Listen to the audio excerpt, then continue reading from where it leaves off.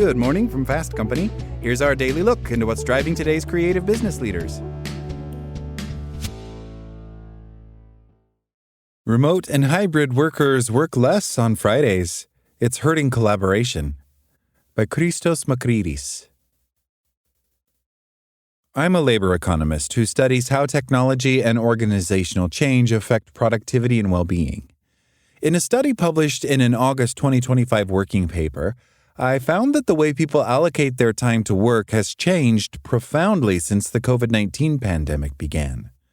For example, among professionals in occupations that can be done remotely, 35% to 40% worked remotely on Thursdays and Fridays in 2024, compared with only 15% in 2019. On Mondays, Tuesdays, and Wednesdays, nearly 30% worked remotely versus 10% to 15% 5 years earlier. And white-collar employees have also become more likely to log off from work earlier on Fridays. They're starting the weekend sooner than before the pandemic, whether while working at an office or remotely as the work week comes to a close.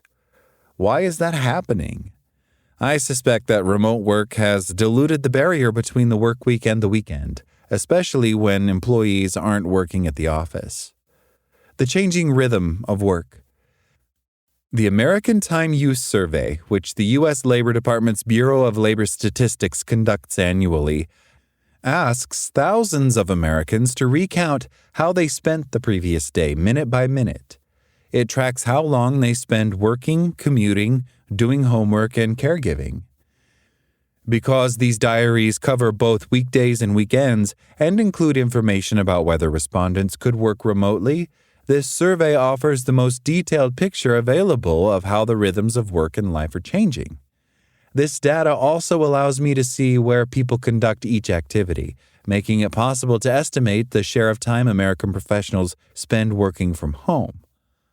When I examined how the typical workday changed between 2019 and 2024, I saw dramatic shifts in where, when, and how people worked throughout that period.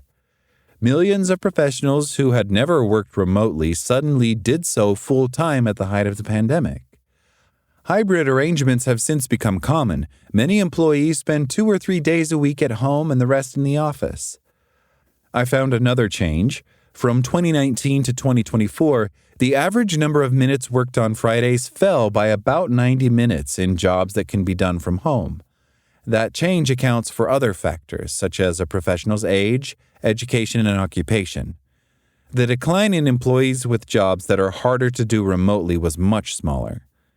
Even if you just look at the raw data, U.S. employees with the potential to work remotely were working about 7.5 hours per weekday on average in 2024, down about 13 minutes from 2019.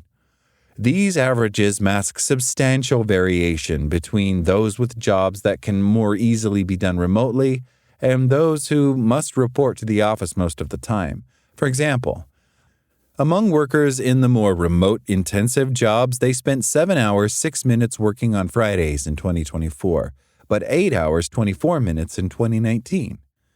That means I found, looking at the raw data, that Americans were working 78 fewer minutes on Fridays in 2024 than 5 years earlier.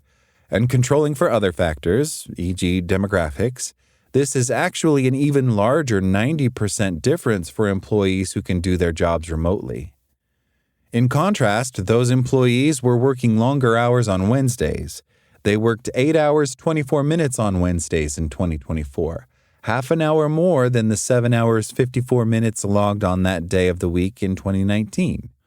Clearly, there's a shift from some Friday hours, with employees making up the bulk of the difference on other weekdays.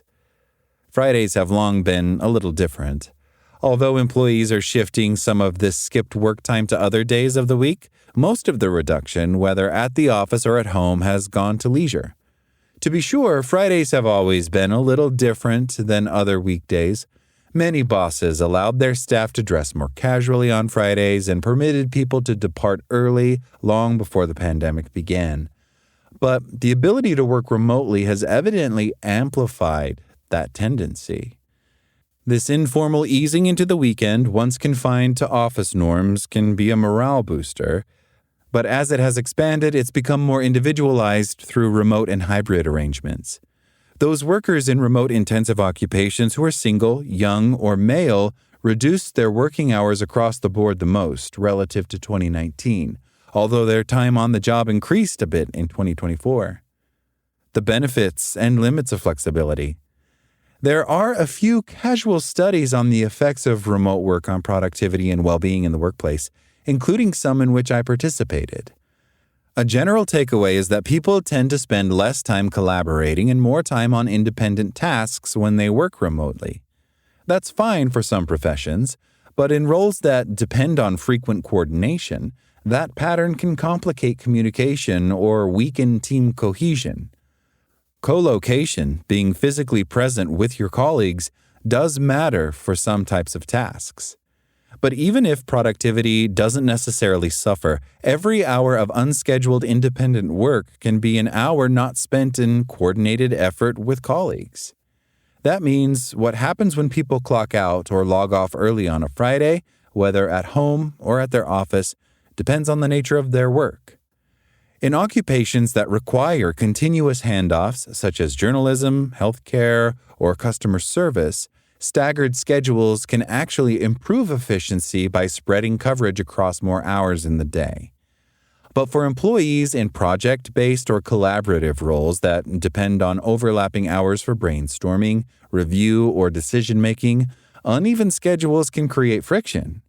When colleagues are rarely online at the same time, small delays can compound and slow collective progress. The problem arises when flexible work becomes so individualized that it erodes shared rhythms altogether. The time use data I analyzed suggests that remote-capable employees now spread their work more unevenly across the week with less overlap in real time. Eventually, that can make it harder to sustain the informal interactions and team cohesion that once happened organically when everyone left the office together at the end of the week. As some of my other research has shown, that also can reduce job satisfaction and increase turnover in jobs requiring greater coordination. The future of work. To be sure, allowing employees to do remote work and have some scheduling flexibility on any day of the week isn't necessarily bad for business. The benefits, in terms of work-life balance, autonomy, recruitment, and reducing turnover, can be very real. Flexible and remote arrangements expand the pool of potential applicants by freeing employers from strict geographic limits. A company based in Chicago can now hire a software engineer in Boise or a designer in Atlanta without requiring relocation. This wider reach increases the supply of qualified candidates. It can, particularly in jobs requiring more coordination, also improve retention by allowing employees to adjust their work schedules around family or personal needs rather than having to choose between relocating or quitting. What's more, many women who might have had to exit the labor force altogether when they became parents have been able to remain employed, at least on a part-time basis.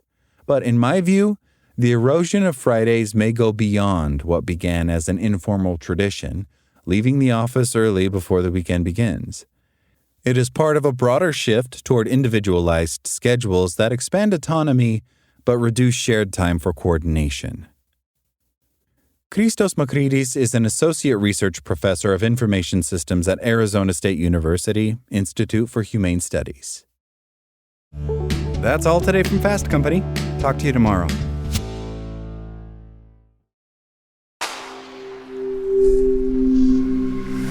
SpokenLayer.